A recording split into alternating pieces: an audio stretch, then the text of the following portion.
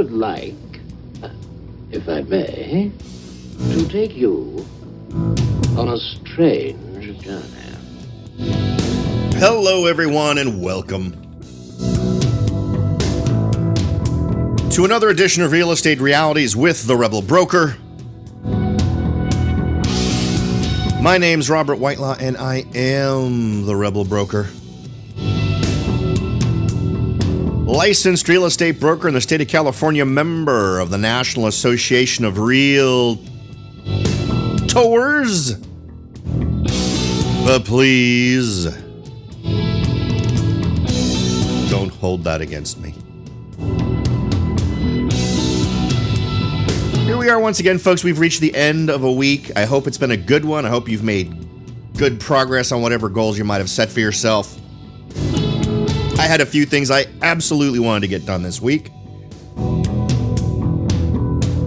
Happy to say the ball is rolling. I'm sort of kind of back on schedule. Today, one of the things we're going to talk about today is going to be bringing you up to date on what I'm doing, because I'm currently getting my property ready for sale. I am taking actions that I think will give me the biggest return on my investment, meaning I am making changes in terms of remodeling and upgrades that I think will pay off in terms of what I paid for it, plus more, in all kinds of ways. We'll talk about that in a second. It's time for an update on that situation, frankly. So much has gone on. Before we jump into all that, though, let me just remind everyone how to get in touch. The best way is to head on over to therebelbroker.com. From there, you can click the menu item titled Contact, and it's not a clever trick. You can actually contact me just by clicking on that. You'll go to a page, enter any ideas, suggestions, observations, or questions that you might have, click the old send button, and off it will go, and it'll arrive in my inbox, and I will see it. So feel free to take advantage of that if you'd like to reach out. If you'd like to support the show and get yourself involved in potentially winning a $50 Amazon gift card, go to therebelbroker.com, scroll to the top of the page, click on the big red button that says take the survey to support the show. Use the same email address both times you're asked, answer a handful of demographic questions, and you're in. Not only have you helped the show grow, but you have also entered yourself in to win that $50 Amazon gift card. And you know, I have got 5 other listeners who have won already. That's $250 already in the wind, in the hands of members of my audience. And hopefully you will be next. So thanks to those who've already won. Congratulations to them, and good luck to those who are still in the running. Now, as I mentioned, we do this. I don't think I mentioned it today. I mentioned it last time, but every month we do this. In March, we're only in the 3rd day of March, so it's time to do it again. And what we're going to do is close the door on new entries. Well, the door is always open for new entries, but I'm going to draw a winner for March at 5 p.m. Pacific time on Monday. So that way everybody gets a chance to hear that this is going on. You'll hear it for those who check in over the weekend. You'll know that as long as you get your name in the hat by 5 p.m. Pacific time on Monday, that you've got a shot at winning the $50 this month. And if you miss it and you don't get drawn, or you do make it, but you don't win this month, don't worry about it. We'll be doing it again in April, and you will be in the running. So good luck to everyone who has yet to enter, but plans to, and good luck to all those folks who've already kindly submitted that survey to help grow the show, and good luck winning the money. So a couple of things I wanted to give an update on. You know, there are so many different costs to consider when you're considering improving your property with an eye specifically towards selling it. And in the past, we've also talked about coming up with plans that also potentially facilitate backup plans, right? Because you never know what might happen. You might end up changing your mind. You might decide to take another tack. You might decide that waiting longer might be a good thing. So having options built in is a good thing. So let me give you an update on what I've been doing. We're going to focus primarily on my kitchen work because that's really where I wanted to start. That's where I really wanted to do the biggest upgrading, and for obvious reasons. You know, the things that tend to sell homes are super sexy kitchens and super sexy master baths. By design, not by design, but by virtue of the limits of its layout, my master bathroom is not going to be the sexiest thing in the house. Now, I am going to slather on all kinds of Rebel Broker love in my master bathroom, and that sounded a whole lot less creepy in my head. So maybe I shouldn't have said that, but so I'm going to do as much as I can in my master bath to make it as great. I'd love if it had a little bit more square footage. I'd love to be able to have a standing shower and a tub. It only has a standing shower.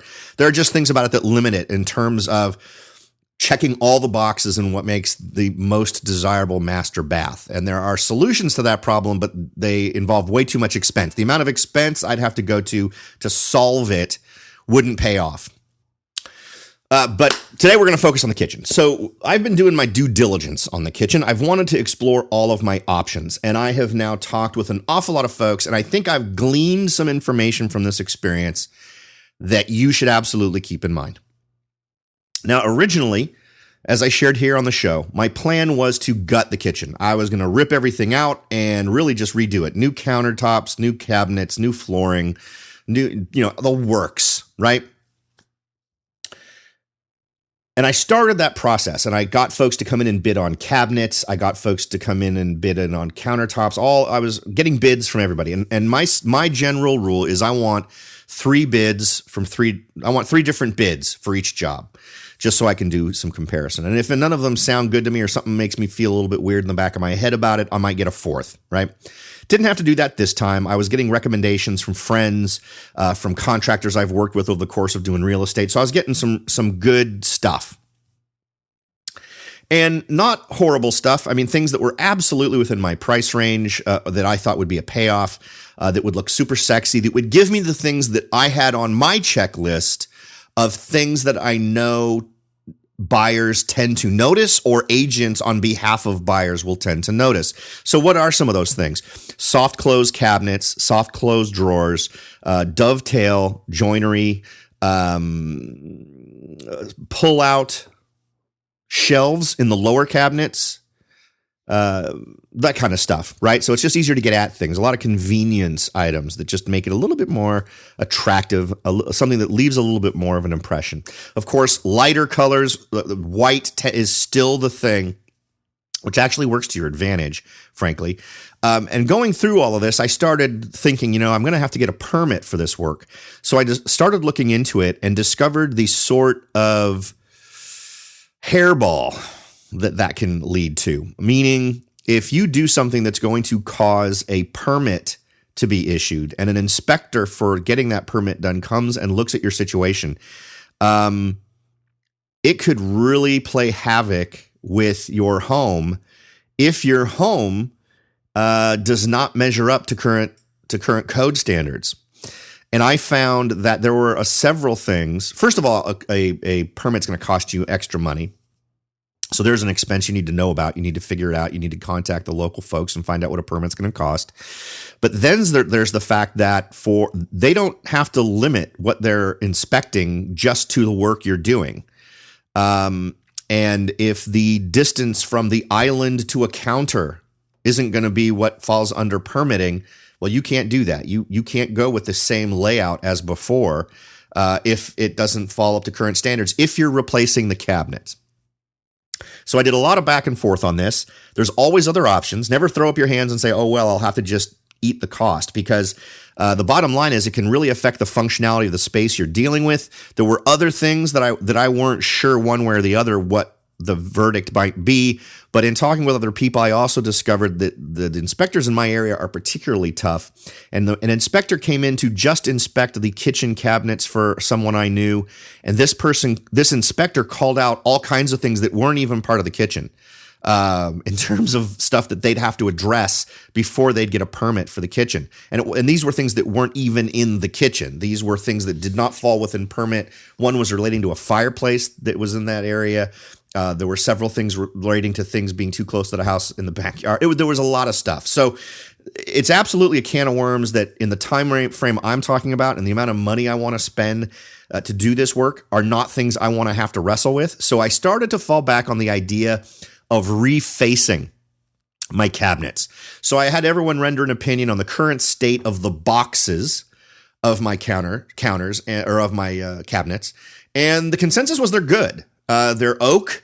They're super strong. They are much thicker than usual. They're much more durably built than usual. So from a box alone standpoint, they're fine.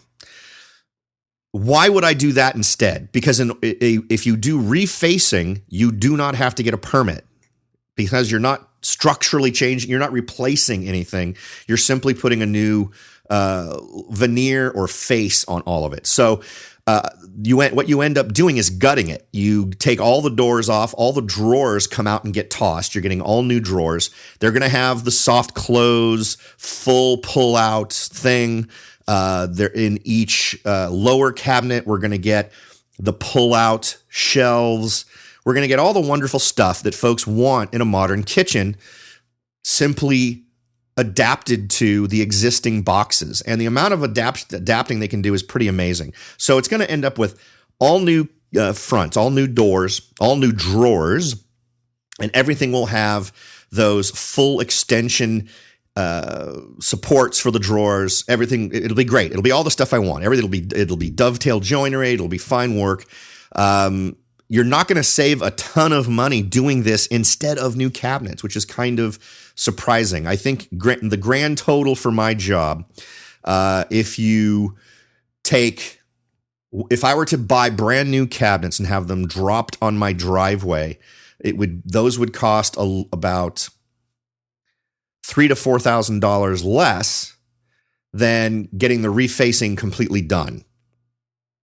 So then you have to figure out, well, at that point, how much does it cost to get those cabinets installed? Is that a $3,000 or $4,000 job? So it's that kind of math. It was all close enough that my math still worked.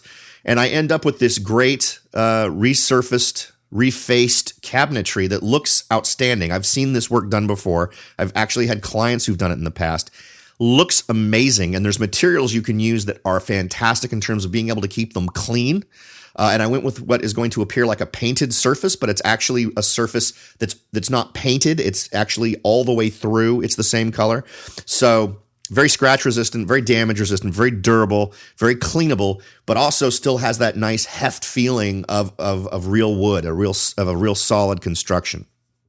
So that's where I was on that. It primarily driven by this need to avoid extra costs through permitting and any other potential problems that it might cause. So then the next step was countertops, backsplashes, that sort of thing. So I'm having just this refacing work done by a specific outfit that is going to be doing this through Home Depot. And I know we've talked about Home Depot before in terms of quality of stuff. And in really comparing and talking to a lot of different contractors, this actually seems like one of the things that Home Depot does that it tends to be good, that you get a good result. And I went out and I actually looked at several kitchens that they have done. And these are guys who go out in the world and do it as companies all by themselves. They just happen to also subcontract out from Home Depot. So that all worked. But here's the other part that works so well for me. All of you know that one of the things I was trying to do earlier on was secure financing. And originally I went through, and because of the way my investments have worked out, I don't have 2 years worth of income that I can quote from that for a loan where I could get a home equity line of credit. The thing that finally sold it for me at Home Depot, after evaluating the quality and making sure the product I was going to get when it was all said and done was a good one, was that I'm getting a 0% financing for 24 months.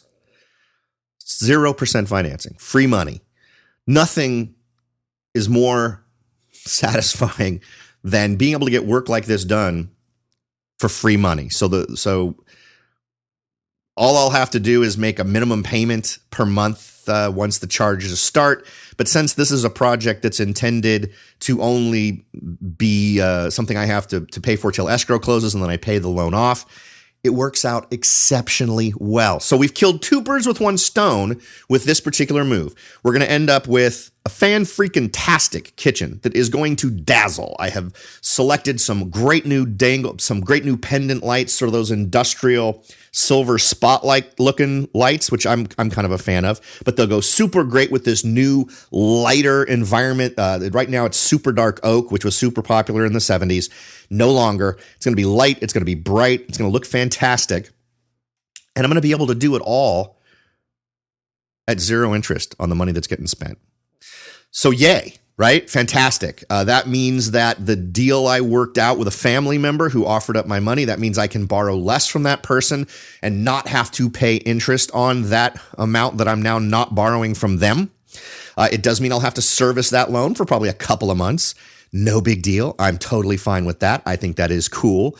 And the even better benefit is this is a 24-month deal. So for 2 years, I could have this be no interest. So let's pretend I change my mind and decide to stay. In that time period of 24 months, I can easily service this loan down so that it's totally manageable. So there's one big thing. Now we're going to take a quick break right here. We're going to move on to some other decisions that have been made. So don't go away. We'll be right back. Are you ready to jump in and start your search for your first investment property? Maybe you've decided that it's time to own your own home, or maybe you're ready to sell your home and move on to something new. No matter what your goal is, the Rebel Broker can help. That's right, aside from hosting this show, I am also the owner-broker of Whitelaw & Sons Real Estate Services right here in Silicon Valley. With over 25 years experience serving Silicon Valley, Morgan Hill, San Martin, and Gilroy, I or one of my great agents can help you achieve your goals in real estate. So if you're ready to look into taking that next step towards achieving your real estate goals, point your browser at www.soldbyrobert.com. That's www.soldbyrobert.com and get in touch. Let me show you how I will earn your business and your respect. Again, that's www.soldbyrobert.com, or you can call me at 408-852-0525. California Bureau of Real Estate ID 00984-909. Welcome back, everyone. I'm giving you a quick update on the work I'm doing on my house. Now, of course, if you're preparing your property for sale, whether this is a home that you've been renting for a long time and now it's time for you to sell it, whether you're flipping, or you've just been living in this house for a really long time, maybe you feel like you're at the top of your market and you want to move on. You will have wanted to go through a process where you identify the biggest weaknesses in your home. And the biggest weaknesses in my home were, frankly, the things you want to be the strongest. My kitchen and my master bedroom or master bath are both the weakest links in this chain. I've got a lovely tiled entryway downstairs that's 2 years old. I've got Brazilian cherry wood that I installed in 2008, which looks fantastic. Vaulted ceilings, and that's all great. Now, some other things that are on my list: every light fixture needs to be replaced. It's just dated. There's a couple that were clearly replaced sometime in the 90s that still retain the same look that people are going for today. You could buy the exact same model of light, for instance, at Home Depot for some of these. So those won't go. But in some of the rooms, there's that weird flowery pendant looking lighting and some other things that are clearly left over from the 70s that are going to go away. Those are super cheap changes that you can make because and here's the thing. A lot of people will say, well, why would you even do that, Robert? So much of that stuff isn't even going to be noticed. Well, here's the thing. The dated stuff tends to get noticed whether you consciously realize it or not. And I would much rather have someone walk into a room and come out of it with a neutral feeling. So even if I don't get a sexy light that consciously makes a difference to them, I would rather have someone come out with a neutral feeling about a room than come out thinking, man, that looks dated. And the reason it looked dated to them was because of the light. It'll key off on just one thing that could potentially make it feel that way. So, and since it's such an inexpensive upgrade, it doesn't make sense to not do it. We're talking, a few $100s worth of lights in most cases. Obviously it's going to be more expensive for larger lights depending on where you're doing it. I don't have any of those kinds of issues with like the larger lights, like the entryway chandelier kind of thing is still perfectly fine, very much more up to date, was actually replaced in 2006. So those are things that aren't up there. But again, those all fall below the concerns I had related to my kitchen and related to my master bathroom. So here's where we're at. Started off with my master plan, which was to gut the kitchen, as I mentioned earlier in the show, and landed on a plan that gave me not only gave me what I wanted, gave me a sexy, awesome kitchen, but also gave me choices, options that I can exercise depending on what I think makes sense. So let's shoot forward a little bit. And let's say that we are now done with this project, or far enough along on this project that I feel like I could start marketing it and do well in terms of sales price. Now, my goal is in 2 months to be on the market and to get the home sold. So I'm replacing a ton of gigantic windows I have at the front of my house, and I'm on schedule to have the windows done and the kitchen done in time for that. We'll have to see what the other things are. Or how the other things play out, but the master bath is the other big item that I really want to get done. I have one other thing, but that's another little item. I don't think any of these things are going to cause any huge issues. So as I'm saying, let's go ahead and flash forward and analyze a little bit what kind of payoff we get here. So we've already done the math. I've already looked at homes that have sold. I've toured homes that were for sale during this time when I've been doing this work. I've seen what homes tend to sell for based on what upgrades they have. And the upgrades I'm doing should put me in a sweet spot to be able to get probably $40,000 to $50,000 over what I have spent in terms of the upgrades that I've done. But that isn't even the whole picture. While I believe that that's true, and it gives me a nice big margin that I could potentially move down from if I need to lower my price for some reason, if the market starts to slow down, or I'm getting to a point where we're going to see the market start to slow down a little bit, or my timing isn't where I want it to be, so I want to move more quickly. I'll have that flexibility to be able to drop the price a bit. What it's really going to save me are things that are going to make it so I don't have to make that decision. These changes I've made are not only going to make more, because remember, the math needs to be more than just what can I sell the house for. The math also needs to be how quickly does my house sell because these changes have been made. I think in a lot of equations that folks lay out when they're trying to figure out how to get their home sold, whether they're owners of the home and they've lived there for a long time and they're trying to put it on the market, or whether they're flippers or anything else, the power of selling a home quickly is far too often underestimated. Now, what's funny is seasoned flippers know this. Seasoned flippers will plan on having a list price that isn't a gouge price, that isn't an out there price. These are folks who want to be in escrow within a few weeks of this thing going on the market, even in the more challenged marketplaces.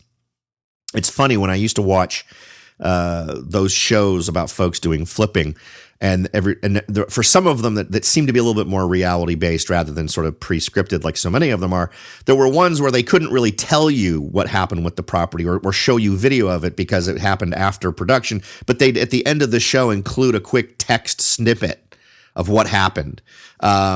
And it was interesting where you could see how the strategies some of these folks were using and the pricing they were going for resulted in some of these properties being on the market for months and months, or they'd even tell you they had to lower the price several times before they got it sold. Those are things you need to be aware of, and it's about how nimble you can be on your market. And that's going to be based on you constantly being aware of what's going on around you in your marketplace. Now, my market's a little bit unique. I'm in a community where the vast majority of the houses are in the flatlands. I happen to be on the top of one of the mountains on the east side of town, which overlooks a lake. So it's super desirable. It feels like you're in the woods and only 5 or 10 minutes away from downtown. It's given what's going on with all the dams here in California. If the dam breaks, my house won't be under 4 feet of water. I got great news today, actually, as I was working out the final bit of getting my 0% interest loan from the Home Depot people. They were talking about a study that showed that if the dam broke that I can see Lake Anderson from where I am. If that dam broke, supposedly in less than 8 minutes, South San Jose from this distance would be under 8 feet of water. Morgan Hill would be filled up to water to above 4 stories. So that was comforting. And since my plan was to get investment property down in the flats of Morgan Hill, I thought, oh, that'd be very poetic for me to buy a property and then have it promptly be under 3 stories, have 3 stories above it of water. But anyway, sorry, there's a little side comment today that kind of struck me as interesting and had me thinking maybe I should just remodel my house and keep it. But anyway. So these are all things that you should be taking into account. I'm super encouraged by what I'm seeing going on in the marketplace. Now, as a real estate agent, a real estate broker, I mean, that's what I do, right? But you can absolutely stay plugged in. Now, how would you do it? As a seller, how do you constantly keep in the loop? Act like a buyer. Have your real estate agent create a search for you, for your city, your local area, what have you, that gives you the results of homes similar to yours. Go with the ballpark same bedrooms and bath. Let's say you've got a 4-bedroom. Let's say you do the search for any homes 3 to 5 bedrooms. Let's say you're at a 2,000 square foot home. Do a search for anything from 1,800 to 2,200. All of those things so that you're getting as close as possible. If you're getting nothing as results, you'll want to broaden it. But always stay plugged in on what's happening in terms of properties selling. And the great thing is by being on this search with your agent and you as a seller gauging what's going on with your home, you'll be able to see what the competition is. You'll be able to see photos of the inside of these homes and be able to honestly say to yourself, hopefully, yeah, you know what? I can see why that house is priced where it is. And it from the photos, it looks like it's going to be a little better than my house. So maybe that's the information you need to make a smarter decision relating to your pricing or to how you're marketing the home or how your agent's marketing the home. So one of the suggestions I make to all of my sellers is act like a buyer in your own market and get a perspective on how your home looks to everybody else, because buyers out there are all getting an update. And here's another thing. And I still don't understand how this happens. I got an alert today. As you know, I have searches running all the time for various areas, for various things. I'm very interested in hearing about duplexes, triplexes, quads. I'm interested in single family residentials, 3 bedrooms, 2 baths or more, which is the bread and butter search. So I have a variety of searches that I get an email for every day. Obviously, I run them myself. I subscribe to my own service as a buyer. It still amazes me to this day how many listings come onto the market with no photos. So when I get that email telling me here's a new listing and I click it and I go look at the data page, there's no photos. There's just a great big gray square that say no photos available. What do you think happens to that? Most of these pieces of software that real estate agents use give the buyer an opportunity to rate the home. Now, mine is a little bit less granular than that. You can either click on the trash can, the light bulb, or the heart. If it's a heart, that's what you like the most. If it's a light bulb, that's kind of a maybe. It looks good. I might have to check it out. And a trash can is, I'm not interested in this. And I get to watch what my buyers do. I can see what they have clicked the trash can on.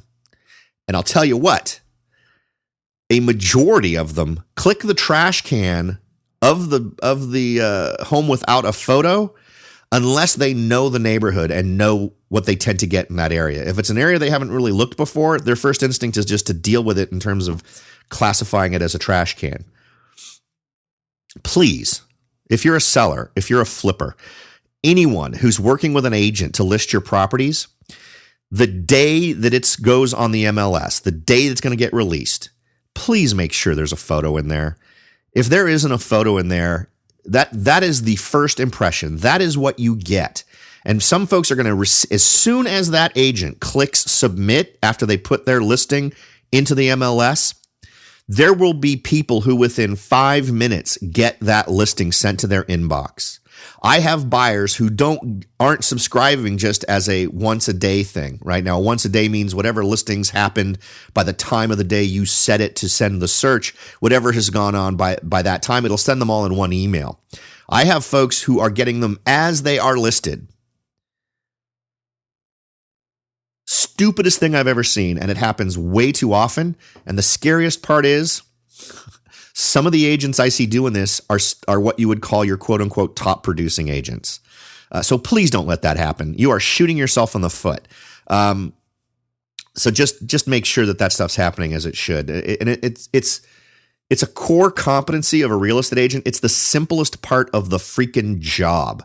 And how that doesn't happen intelligently a lot of the time, it actually boggles my mind because it's losing you money. It is costing you money as a seller or a flipper who's trying to get your property out there marketed as effectively as possible. Okay, sorry. Slight tangent. Apologies. I do tend to go into the weeds every now and then. For those who've been listening for a while, you're familiar with that.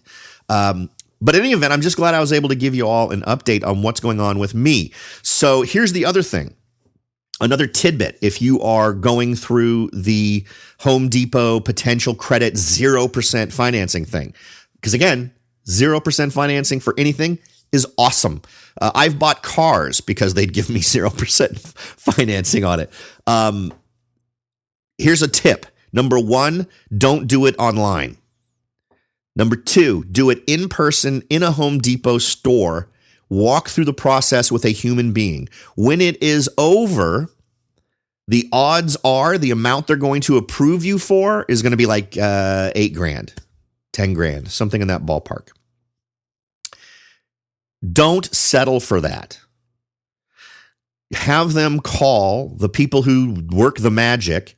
Let them ask you the questions, and they will be. Some of them will be the exact same question that you answered during the application process with the human being that you were sitting there with. There's very little else they ask. Simply answer those questions one more time. Tell them how much you want, and the odds are you'll get it. I got it. It literally took 2 extra minutes out of my day. I was initially approved for $8,000, and I got that up to $25,000 with a 2-minute phone call. So keep that in mind. Don't just settle for that. Follow those steps, and you'll be able to fully finance chunks of what you're doing. So there you go. Is that my total budget? No, it doesn't do anything for my bathroom. It doesn't do anything for these other things. But like I said, I've already got funds raised for that. So all in all, it all works. Because the other part of this equation is be concerned about how you manage this. Because remember, one of the rules we talked about before, for those of you who've been listening for a while, one thing that popped into your head just now might be, Robert, you're breaking one of your own rules. One of your own rules was when you think you're going to be buying a home, which I will be doing when I sell my home, is don't get another credit card. Don't get any more loans. Yes, that is absolutely true. However, if as part of escrow, you have the payoff of these debts part of the closing process, that all will count towards eliminating it as a concern. It actually won't affect your credit one way or another. I verified that with 2 lenders.